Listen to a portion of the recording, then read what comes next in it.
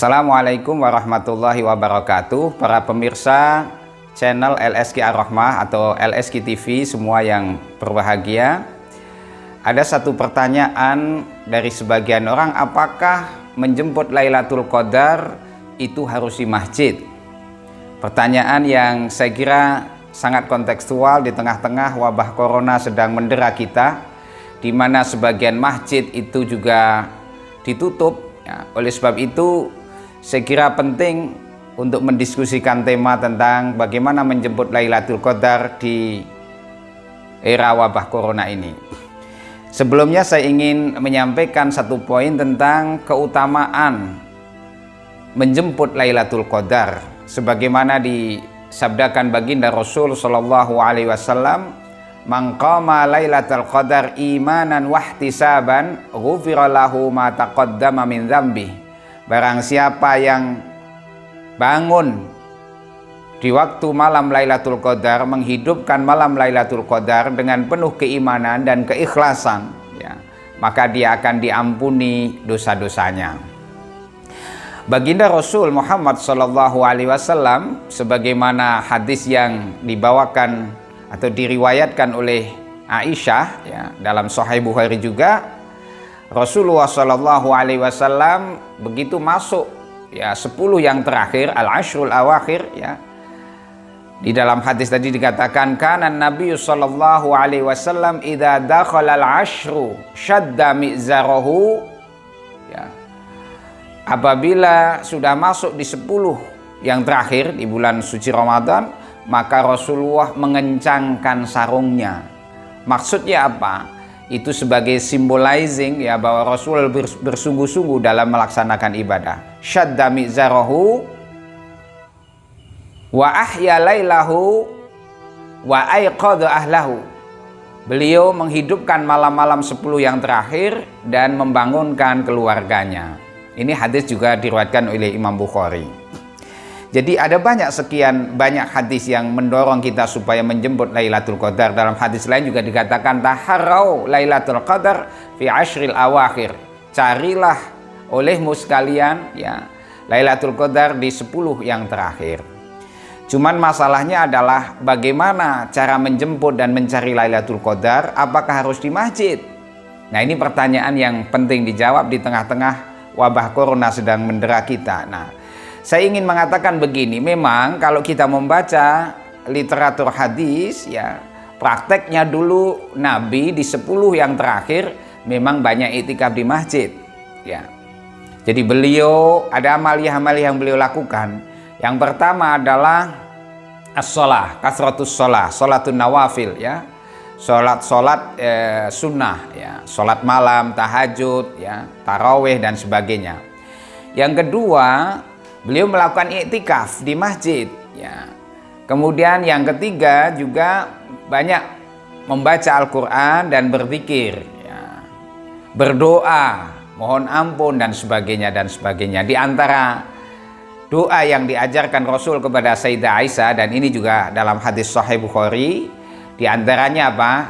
Aisyah saat itu sempat bertanya, ya Rasulullah, apa doa yang harus saya ucapkan dalam rangka menjemput malam Lailatul Qadar?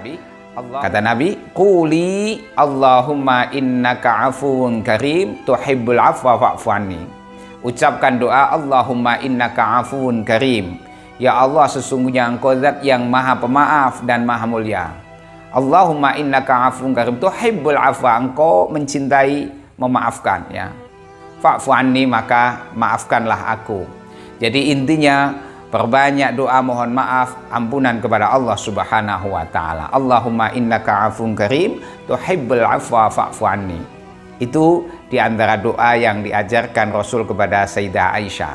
Para pemirsa channel LSQ Ar-Rahmah semua yang saya banggakan. Nah, kembali ke pertanyaan tadi, bahwa dalam rangka menjemput Lailatul Qadar, memang kalau kita membaca sejarah dan teks-teks hadis masa lalu, banyak aktivitas dilakukan di masjid. Tapi sebenarnya ada hal yang tidak harus di masjid, karena di situ kemudian para ulama menjelaskan yang penting perbanyak amal soleh di malam Lailatul Qadar. Nah, yang namanya amal soleh kan juga tidak harus di masjid. Karena orang bisa saja, mohon maaf, terlebih di saat kita sedang ada wabah corona ini, masjid-masjid relatif agak sepi ya. Oleh sebab itu kita tetap bisa menjemput Lailatul Qadar di rumah ya, dengan melakukan kegiatan-kegiatan amal soleh yang bermanfaat. Contoh yang paling konkret, misalnya bagi saudara-saudara yang punya orang tua ya, yang sedang sakit, maka menunggui, melayani orang tua dalam kondisi sakit, saya kira ini sangat penting ya, dilakukan juga dalam kita niati dalam rangka menjemput Lailatul Qadar. Karena birrul walidain ini juga sangat dianjurkan. Jadi jangan sampai kemudian kita berenak-enak diri ke masjid sementara kita punya tanggung jawab merawat orang tua yang sedang sakit keras di rumah. Itulah salah satu cara juga menjemput Lailatul Qadar.